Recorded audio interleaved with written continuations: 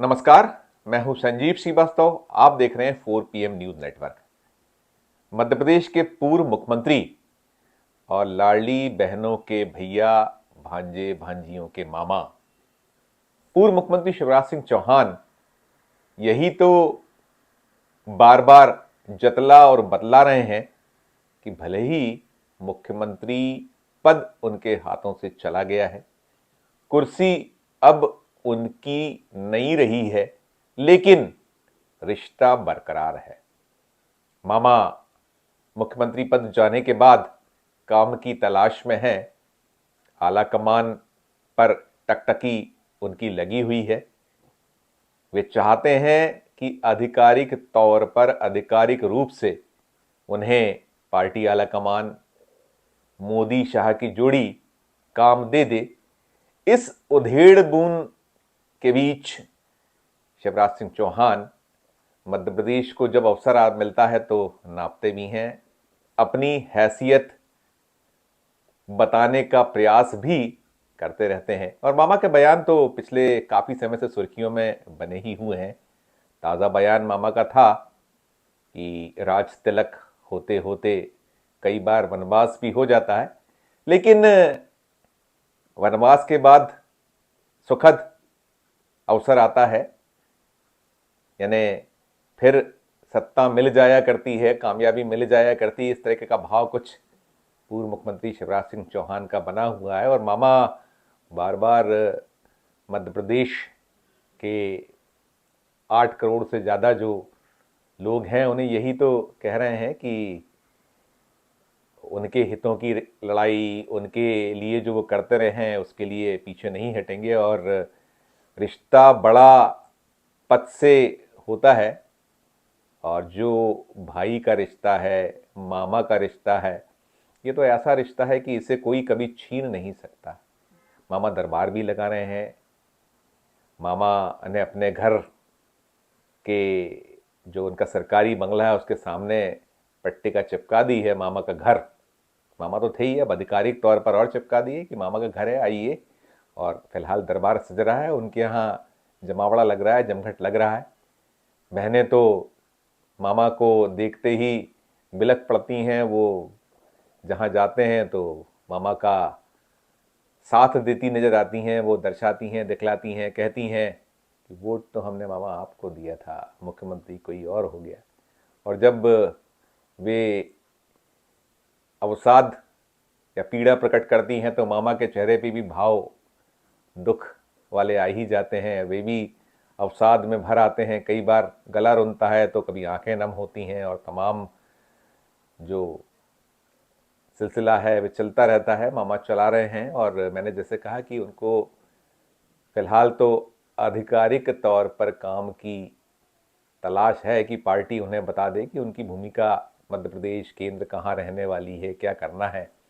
यद्यपि वे मध्य प्रदेश विधानसभा के सदस्य तो हैं ही, 4 बार के मुख्यमंत्री हैं मामा। और मामा अभी तो जो सबसे बड़ी लड़ाई लड़ते दिखते हैं, जो पार्टी ने उन्हें अलग थलग किया हुआ है या पार्टी ने उन्हें फिलहाल विश्राम दे दिया है, तो मामा बहनों की लड़ाई लड़ रहे हैं। मामा ने विधानसभा चुनाव के मद्देनजर, जो मध्य प्रदेश राज्य विधानसभा 2023 के चुनाव थे उसके ठीक पहले दांव खेला था, बड़ा दांव खेला था, और वो दांव चला भी है, नजर आता है। वो जो लाडली बहना योजना, जिसके तहत 1,000 रुपये नगद राशि बहनों के खाते में पहुंचाने से योजना का आगाज हुआ था, और बाद में मामा ने अपने मुख्यमंत्री कार्यकाल में ही इसे 1250 कर दिया था। फिर वे कहते रहे पूरे चुनाव में, उसके पहले भी उन्होंने कहा था कि शुरुआत 1,000 से हो रही, ये 1250 होगी, 1500 होगी, 1750 होगी, 2,000 करेंगे, 2,250 भी होगा, 2,500 होगा, 2,500 होगा, और फिर 3,000 तक इस योजना के तहत बहनों के सशक्तिकरण वाली योजना के लाभ को पहुंचाएंगे। निजाम बदला, वक्त बदला, तो योजना के आगे जारी रहने को लेकर भी शंका कुशंकाएं चली।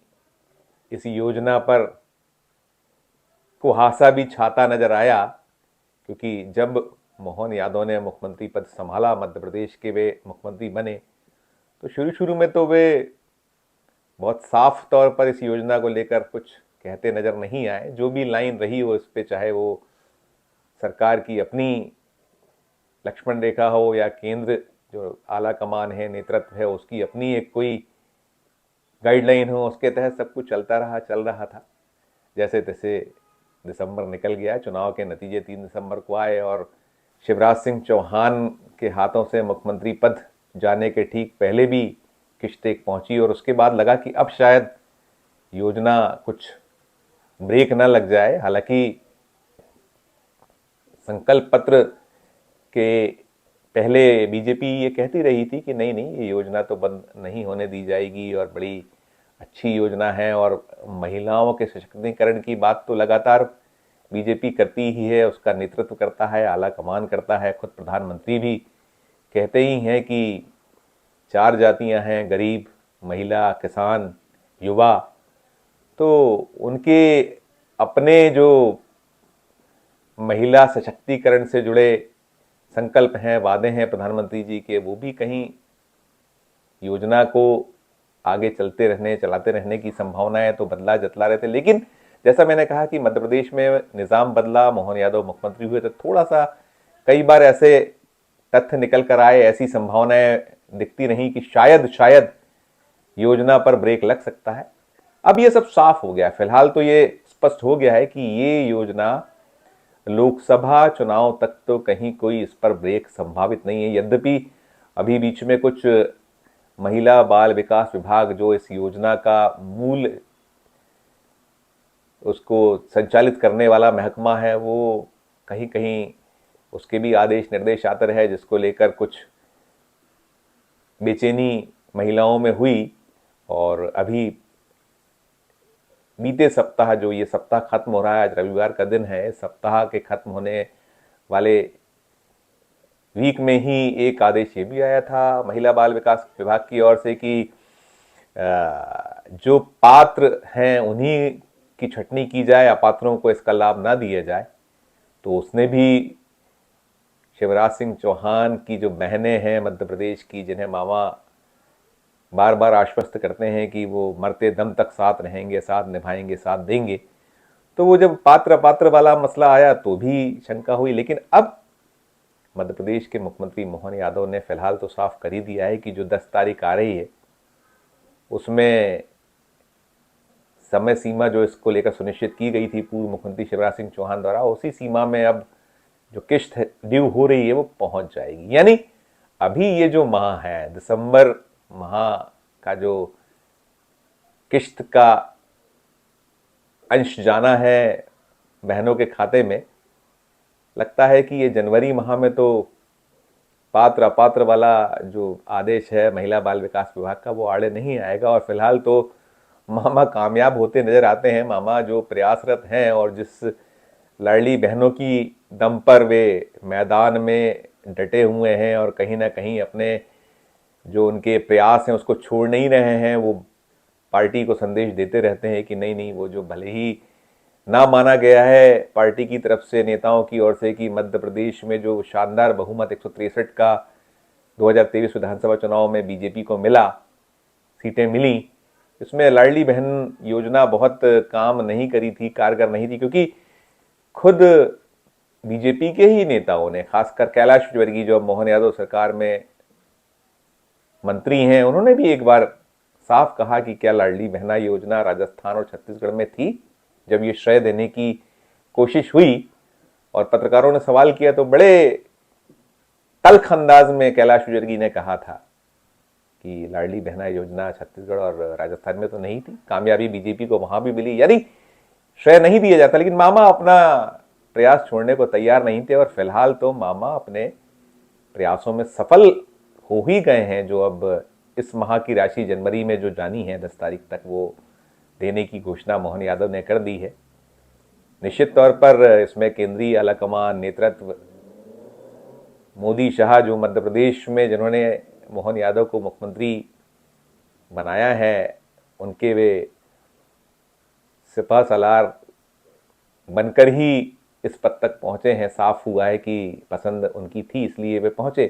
तो अब अभी तो चल गई है मामा की, देखिए आगे फरवरी और मार्च में क्या होता है। वैसे तो उम्मीद यही है कि अभी लोकसभा चुनाव तक लाडली बहनों की जो ये राशि है इसे रोक पाएगी मोहन यादव सरकार, संभव प्रतीत होता नहीं है। लेकिन पात्र अपात्र और इस तरीके की और भी जो पेचबंदियां हैं वो क्या कुछ किस तरीके से सामने आती हैं, वो देखने वाली बात होगी। वो स्पष्ट होगा आने वाले महीने में कि ये किस्त अभी मिलने जा रही है जैसा मोहन यादव ने कहा है, तो क्या आगे ऐसी तरीके से बिना छटनी, बिना पात्र अपात्र वाला जो मसला है, या और भी ऐसी जो खजाने पर बड़ा बोझ बढ़ाती है ये योजना। 1700 करोड़ रुपए लगभग का एक प्रति माह का भार खजाने पर आ रहा है, बहुत बड़ी राशि है। और सरकार ने अभी 28,500 करोड़ का नया कर्ज अगले 3 महीने, जो ये मौजूदा वित्तीय वर्ष का लास्ट क्वार्टर है, इसमें लेने जा रही है।